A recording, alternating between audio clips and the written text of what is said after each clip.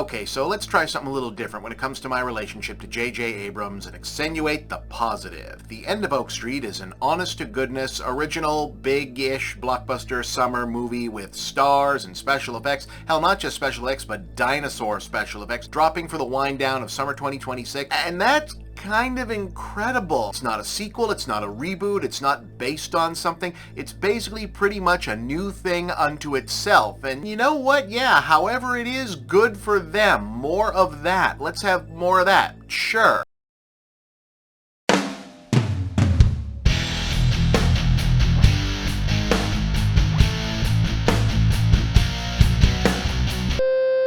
I mean, original is doing some lifting here, of course. With Abrams being involved even just as producer, you kind of know ahead of time you're getting some kind of homage to some other better version of a movie from the 80s or 90s, probably from Spielberg or Lucas specifically, and yeah, we're doing that again. It's a sci-fi family adventure movie in the explicitly deliberate Amblin and/or Dark Age Disney touchstone mode, where there's doings a-transpiring in an idyllic yet not wholly stable 1980s, but somehow also the early 60s American suburb that will force characters to confront their inner terrors by also confronting outer terrors in the form of crazy big bright lights that throw the world into chaos and summon up movie monsters. In this case, a delightfully unexplained cosmic accident has zapped the entire neighborhood backwards through time to the age of the dinosaurs, and yeah, that's pretty much it. Yeah, really. Despite the Abrams of it all, there's really no mystery box sitting out in the open as far as anyone can tell. And maybe my favorite thing about this was realizing that all the exposition you're ever gonna get amounts to, what's going on? I don't know, time travel probably. Did you not see the dinosaur? Shut the fuck up and run. Our main family are Ewan McGregor as a recently unemployed, hopeless optimist dad, Anne Hathaway as a repressed would-be writer mom who's kind of starting to feel like maybe she didn't sign up for this shit before the dinosaurs, because if you're gonna copy everything, and the requisite active outdoorsy boy, moody smarter sister, hero helper dog, all pretty standard issue stuff. The point of this obviously is to be standard issue stuff, even if there's a whole generation of Zoomers who may have never encountered these tropes in the wild unironically outside the context of Beth and Jerry-centric B stories on Rick and Morty. It's original, but it's also deliberately familiar, from the land of the lost, but instead of going on vacation, it's more like a weather disaster setup, to Michael Giacchino's latest satisfactory answer to the can it sound a little more John Williams-y question of scoring. First and foremost, this is aesthetically a nostalgia piece. Not, and I think this is key for anything like the actual 1980s, speaking as someone who was there, no, not even close. No one ever really gets it exactly right, but nostalgia for the movies of that era that it's calling back to. It's built to evoke nostalgia, at this point probably received nostalgia, for the Spielberg-produced family sci-fi fantasy adventure movies of the 80s, your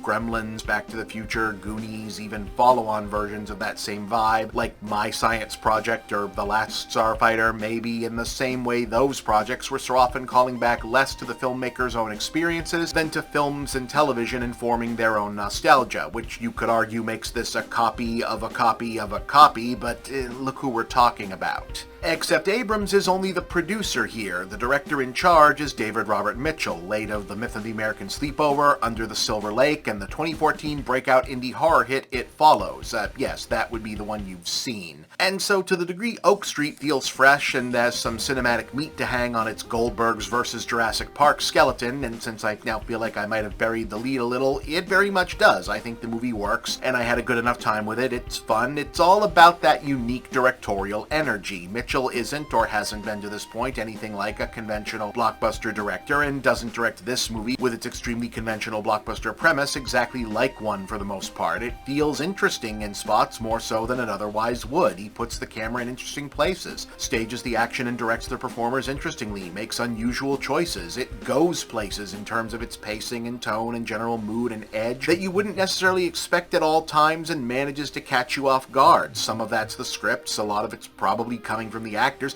but it's also a matter of someone taking a movie that could have looked and felt like a dozen other monster on the loose around town movies with the nervous, edgy, things might actually not work okay here energy from a mid-2000s indie horror movie. It's not exactly Jurassic Park if every scene was the scene in the kitchen, but it's kind of like that, and that's an interesting spot to shoot for in a movie that's outwardly built on a room pitch of lots of different dinosaurs wandering around suburbs, breaking shit, and being a problem as its constant set piece generator. Like, It's a big action-adventure, survival, run-fight, chase movie, but it's also constantly trying to feel like an intense, scary, claustrophobic, nervy, anxious movie whenever it can, and that's an interesting vibe. I'm not sure it always works, but it's interesting. I can't really convince myself to argue that this is an actual all-the-way good movie. It's fun, but it also feels a lot more like a conceptual work than a full piece. What if Jurassic Park and the original Jumanji were one movie? Sounds cool. I'm not 100% convinced that it's the absolute realization of it, and it has most of the same problems I could point to in just okay blockbusters and most other circumstances. On the other hand, I feel like if I'd seen this when I was like 10, I probably would have thought it was the coolest thing I'd seen that year, so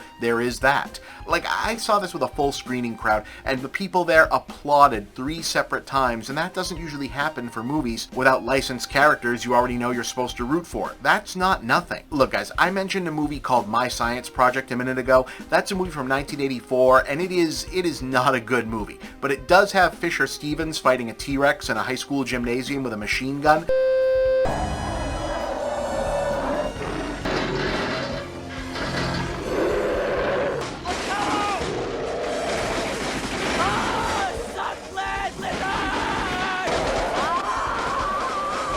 So when I was a child, I thought it was a good movie. So I bet there's a lot of kids who will see this and it'll be the first time they see like a darker than expected, whoa, I didn't see that coming type movie with some dinosaur business, and it'll be a big memory-making thing for them. And that's what going to movies like this should be. So, you know what, yeah, fuck it. 7 out of 10, more like this, please.